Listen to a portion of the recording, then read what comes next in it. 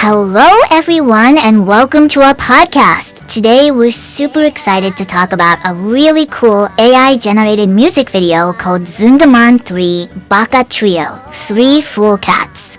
That's right, I'm so happy to chat about this fun video that features the Vocaloid character Zun da Mon performing the classic song.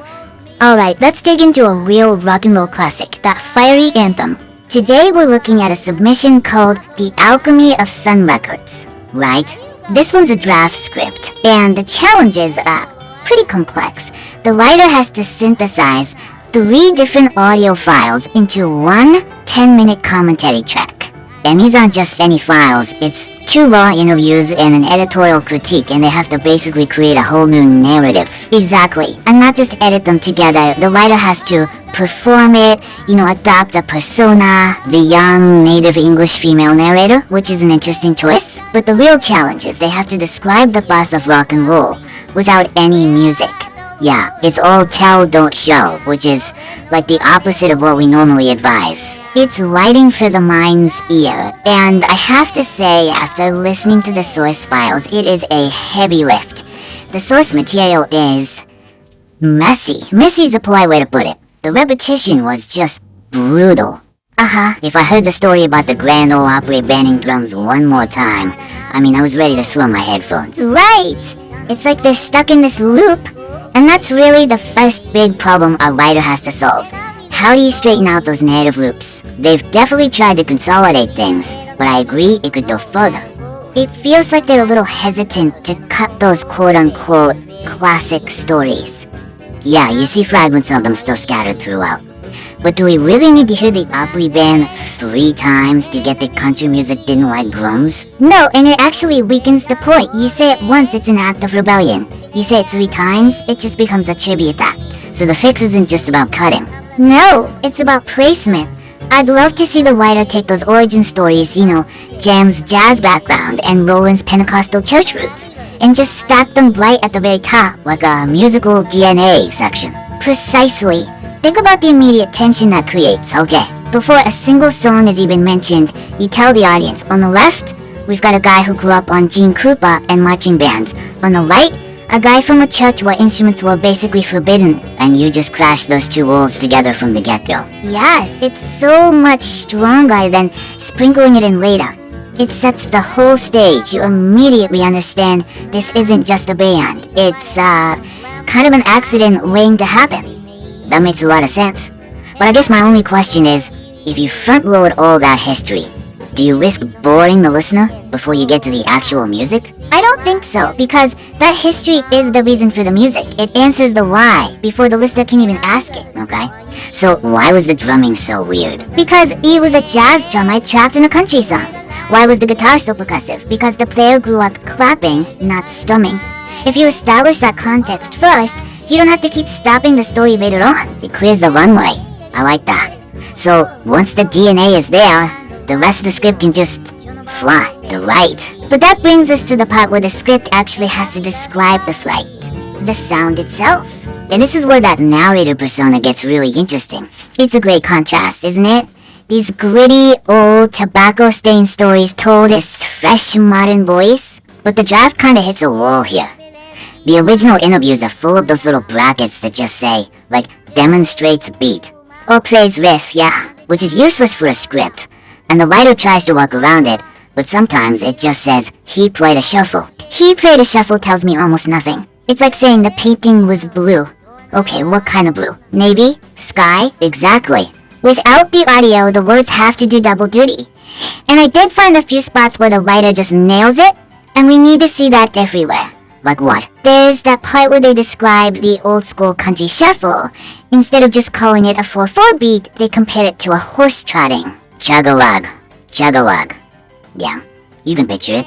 It's polite, restrained. And then, to describe what the drummer JM did differently, the writer uses the word nervous. That word just stopped me. A nervous, agitated 2-stick technique. Nervous is a fantastic word for a drum beat. But let me just play devil's advocate for a second. Go for it. Is nervous technical enough? Are audio purists gonna wanna know about the actual time signature, or I think it tells us something better. It tells us what it feels like. And the audience here isn't necessarily a bunch of musicologists. Nervous implies it's rushing, it's anxious, it's leaning forward. It captures that teenage energy of doing something you're not supposed to do. So less, he played 16th notes, and more, he played like he was running from the police. Exactly. Visualize the audio, and this is so crucial for the biggest technical hurdle in the script. The mystery of the missing bass is yes, my favorite part of this whole story.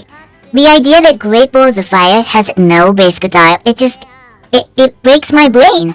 The songs sound huge. They do. The Graft calls Roland's guitar the glue, which I like. Me too, but I'm not sure the script fully explains how it worked. It's a bit glossed over, yeah. It mentions frequency ranges, but that feels a little dry, a little clinical. Right, we need to help the writer turn this into like a visual puzzle. Think of the sound spectrum as real estate. You got the low end, the basement. You got the high end, the attic. Okay, I'm with you. A bass player normally lives in the basement. But this band didn't have one. So, who's in the basement? Ah, okay, Jerry Lee Lewis's left hand. His left hand on the piano hammering those low notes, and JM's kick drum. They're squatting in the basement. So, if Roland, the guitarist, tries to play low, he's just gonna create mud. He'd be fighting the piano. Exactly.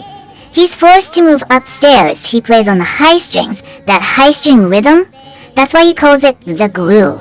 He's filling the gap between the low-end thump and the high-end vocals. He's the middle frequency. He is, and the script really needs to hammer home that concept of addition by subtraction. They sounded unique because they were just trying to stay out of each other's way. That framing, addition by subtraction, is really powerful. It turns a limitation into a superpower. Yeah. But can the persona, this young female narrator, pull off that technical explanation without it sounding like she's reading from a textbook? That's the trick, right?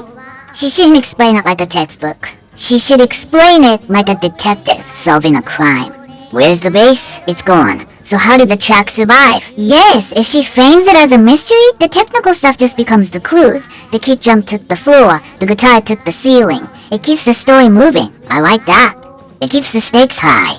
And speaking of stakes, we have to talk about the whiplash. The transition between the studio and the road. You and me both. The script has these two totally separate modes. First, there's the calm. Sam Phillips' studio, no clocks, no pressure. Sounds like a spa day for musicians. Dave really does. And then bam, you're in the storm.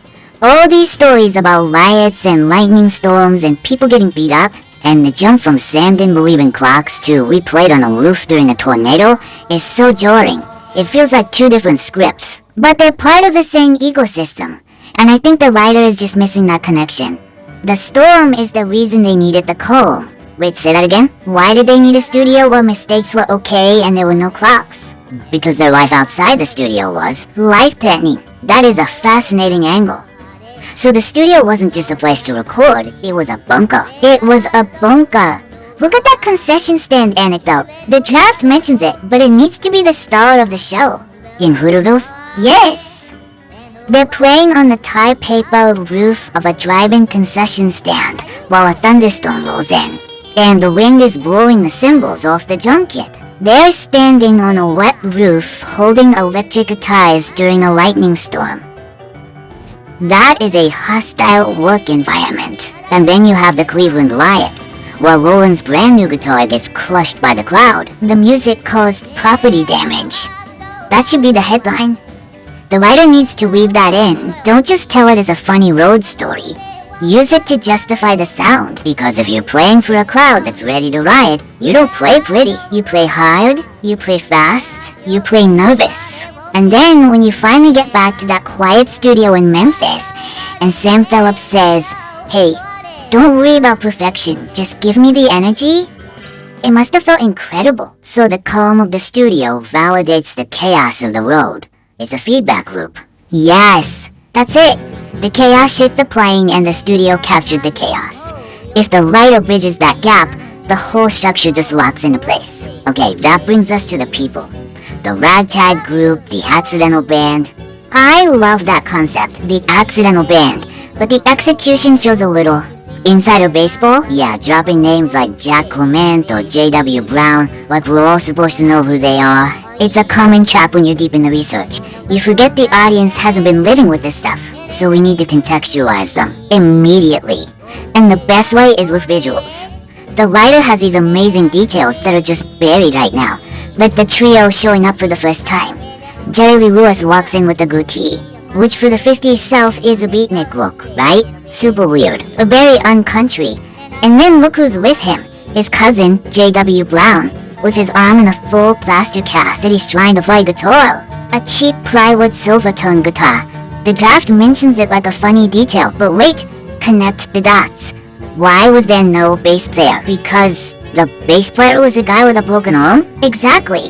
It explains the ragtag nature better than any adjective. It explains why the sound was thin and scrappy. It wasn't an artistic choice at first, it was a necessity. The plaster cast explains the sonic landscape. It turns a piece of trivia into a major plot point.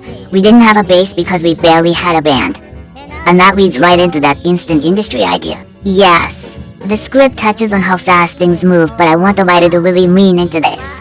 They cut crazy arms, Sam Phillips loves the demo, and it's pressed and shipping in 48 hours. 48 hours. That's just insane. Today, you need a 6-month rollout for a TikTok campaign. It's inconceivable. And that speed explains the lack of polish. It explains why the mistakes were left in. They literally did not have time to go back and fix them. So the whole argument is that the Sun sound wasn't just about talent. It was a product of broken arms, lightning storms, anxious drummers, and a 48-hour deadline. That's the summary. That is the alchemy. It's not magic, it's pressure. Look at all this. The writer's actually done a phenomenal job so far. Just identifying that signal-to-noise problem in the interviews shows really good instincts. Oh, absolutely. This is a strong draft. It just needs that final polish to turn good reporting into great storytelling. They found the narrative spine.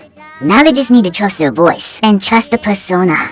Trust that this young female narrator can be an authority on this. Yeah. So, my actionable advice for the rewrite is this.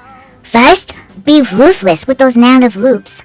Tell a story once, tell it well, and put it where it does the most good, right at the start. Second, audit your adjectives. When you describe a sound, ask, can I see this? If not, find a better word. Use nervous, use glue, use horse trot. And don't shy away from the technical stuff. Just frame it as a story. The frequency spectrum isn't a science lesson, it's a turf war. And finally, bridge that gap.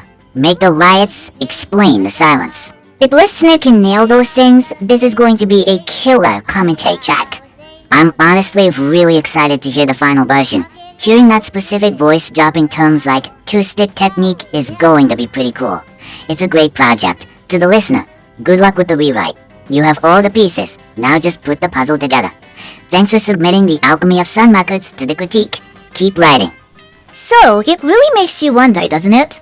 If AI can bring 150s American rock and modern Japanese cuteness together this well, what's next? What other crazy, impossible sounding mashups are just waiting to be created? The possibilities are just getting started and it's gonna be wild. Yes, thanks everyone. See you next time for more exciting topics. And we'll see you next time. Bye bye! Riffless.